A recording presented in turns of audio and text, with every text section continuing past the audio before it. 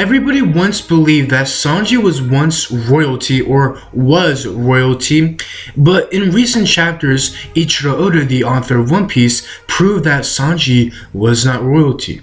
All this time, we One Piece theorists and a lot of the One Piece fans had speculated that Sanji was royalty, but Ichiro Oda did a 180, a curveball, just a right turn out of nowhere. Sanji is really an assassin. Today I'll be counting down the 8 times that we missed the foreshadowing moments that Sanji was really an assassin. Number 8, the Hunter. Back in Enies Lobby, Sanji said he was the Hunter. At the moment it was badass, but when you look back at this moment, it was really the dialogue that stood out. Cooking is a gift from the gods. Spices are the devil. Sanji was really, he was saying some really spooky stuff, but it was really epic. This was a moment where Sanji's true assassin abilities were revealed. Number 7, his fight with Virgo. Virgo is a underground assassin, but really, realistically, he's more of a spy. Virgo was going undercover as a marine. When Sanji saw Virgo, he knew who he was and what the situation is. Now, not really the identity, but Sanji knew what kind of person Virgo was. And if you remember, Sanji said he heard the tears of a woman, and that is all he needs to save someone. But after a couple minutes, Sanji knew Virgo and the situation. Almost like Sanji knew how to identify someone who is a spy. Number 6, Sanji knew Nami was sick. Immediately, when Sanji saw Nami's face turn red, he was like, shit, that's a fever, we gotta get some medical help. Luffy, get your ass over here. And Luffy didn't know what was wrong with Nami. Nobody really knew what was wrong with Nami. Vivi knew what was wrong. However, it took some time for Vivi to really understand the situation. But basically, Sanji immediately knew what was wrong with Nami.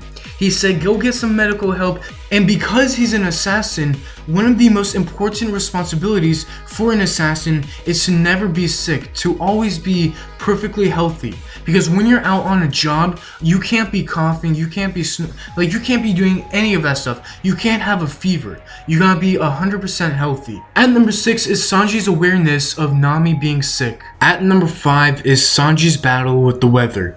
Now, if you haven't noticed, the only Straw Hats that are really skilled when it comes to the weather is Sanji and Zoro when it comes to battle combat.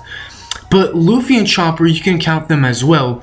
But when it comes to the very skilled, it's Zoro and Sanji. Isn't that weird?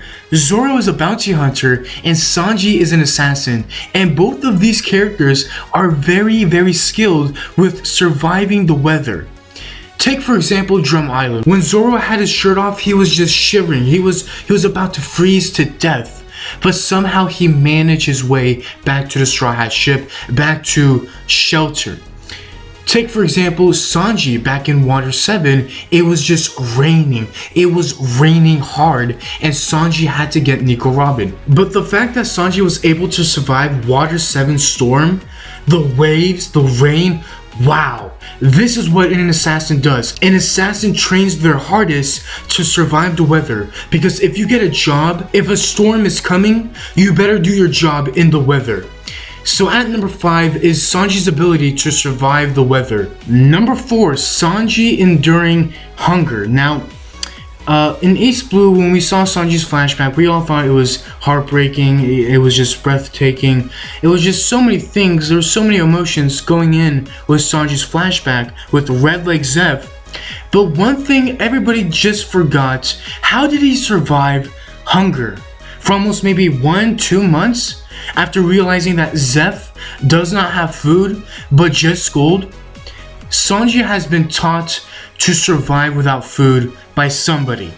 Before he went with Red Leg Zeph, somebody taught him how to survive or how to endure hunger. So number 4 is really short. I think that we all need to go back and rewatch/reread Sanji's flashback with Red Leg Zeph. At that very moment, it was proven in that flashback that somebody told Sanji, maybe Sanji's brother or father, how to endure hunger. Number 3, the way Sanji handles guns. Now, From the beginning of One Piece, we've seen Sanji with a gun. I mean, we didn't really think much.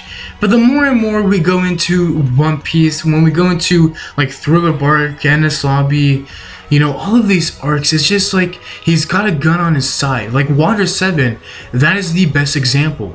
He had a gun by his side. Like, what?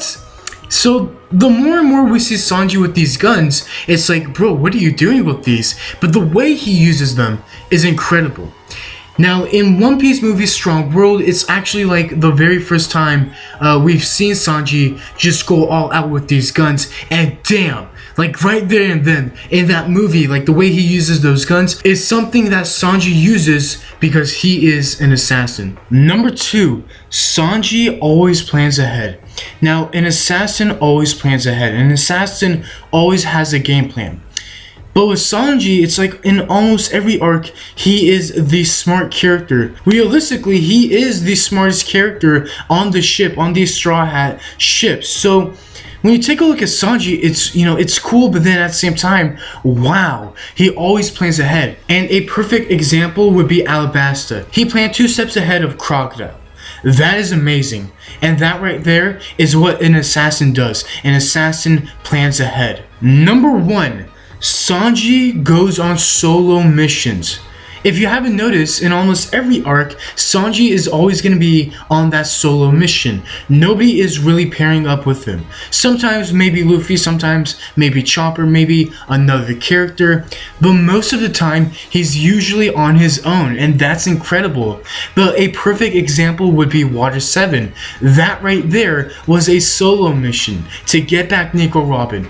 Incredible, just incredible. How can we not see this? Because an assassin, what an assassin does, they go on solo missions to find a specific target, either to kill, capture, whatever the assassin was ordered to do. Assassins go on solo missions, and Sanji usually from time to time would go on solo mission. These are the 8 times, the 8 foreshadowing moments that we all miss that pointed to Sanji being an assassin. I'm Anime Fan Talk. Thank you so much for watching. If you enjoyed the video, please be sure to leave a like, and if you're new, if you could please subscribe, that would be really great. I would appreciate it. Thank you so much for watching. I'm Anime Fan Talk, signing off.